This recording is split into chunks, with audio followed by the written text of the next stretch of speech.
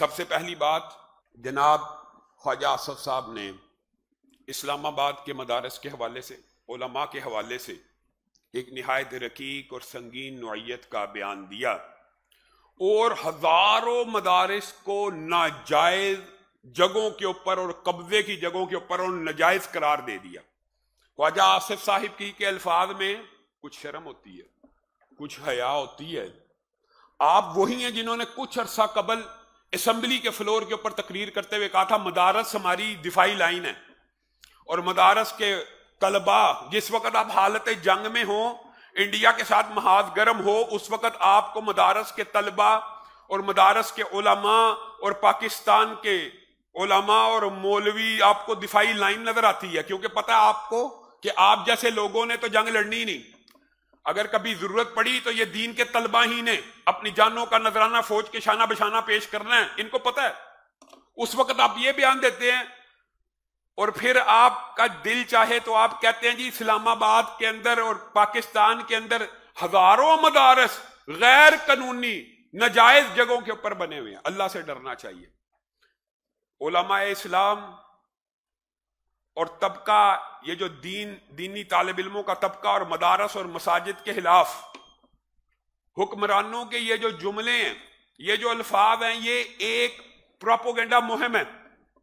ہم کسی شر پسند جتھے کی، گروہ کی حمایت نہیں کرتے، لیکن اگر آپ ہر ایک کو ایک ہی لاٹھی سے ہانکنے کی بات کرنا چاہیں گے اور علماء کو اور مساجد کو اور مدارس کے کردار کو مشکوک کرنا چاہیں، کس وجہ سے سمجھ نہیں آتی مجھے۔ کبھی سیاستدانوں کی ان باتوں کی سمجھ نہیں آئی، خواہ علماء مولوی اور مدرسوں کے پیچھے لٹھ لے کے پڑ جاتے ہیں۔ کئی مرتبہ آپ کے سامنے اس بات کو رکھا ہے کہ پاکستان کی ریاست کے جو کلیدی عہدے ہیں، آج تک کوئی مولوی وہاں تک نہیں پہنچا، نہ جرنیل بنا، نہ سپریم کورٹ کا جج بنا، نہ وزیر اعظم بنا، نہ صدر بنا، لیکن مسائل کی جڑ ان بدبختوں کے نزدیک مولوی ہے۔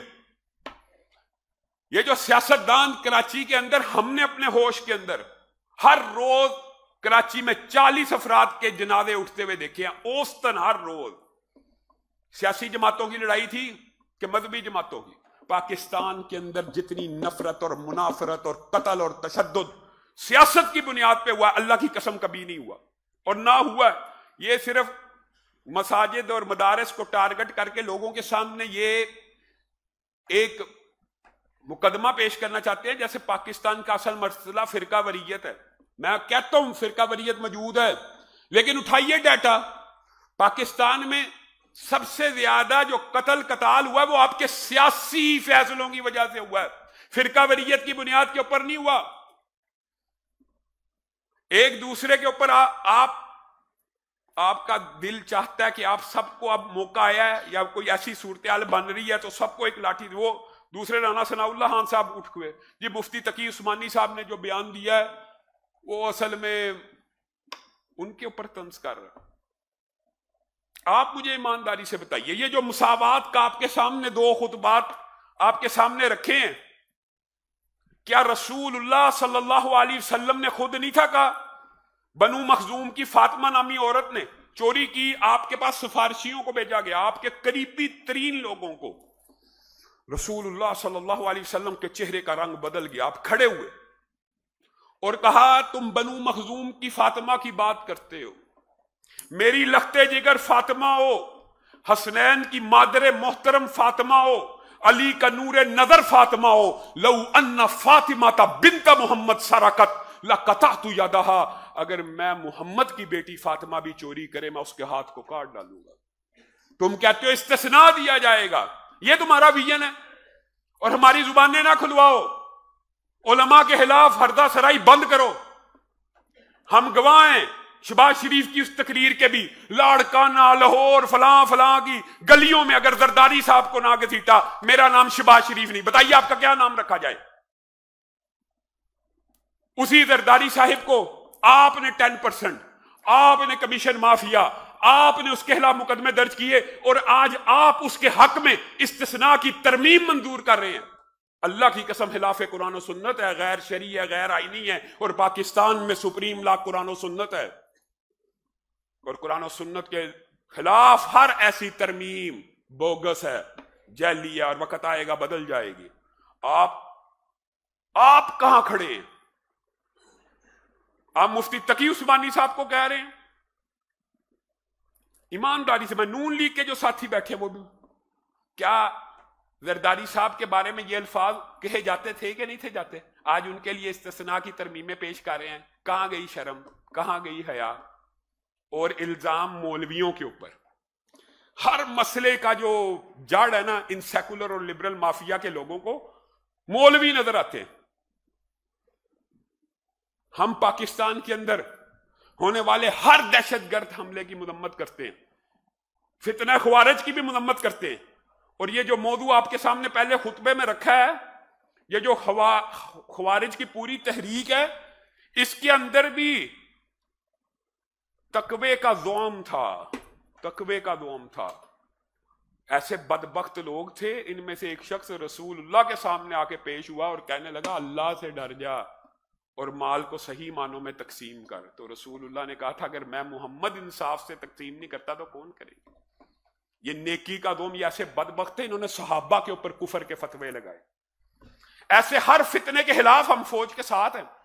اسلام آباد کا دہشت گرد حملہ ہو, لیکن ہمارے کچھ مطالبات بھی ہیں. آپ ہر ایک کو ایک ہی لاٹھی سے آنگنا چاہتے ہیں. ہم نہیں چاہتے کہ پاکستان اور افغانستان کے درمیان جنگ ہو. ہمارا مطالبہ ہے کہ مذاکرات کی ٹیبل کے اوپر مسئلے کو حل کیا جائے.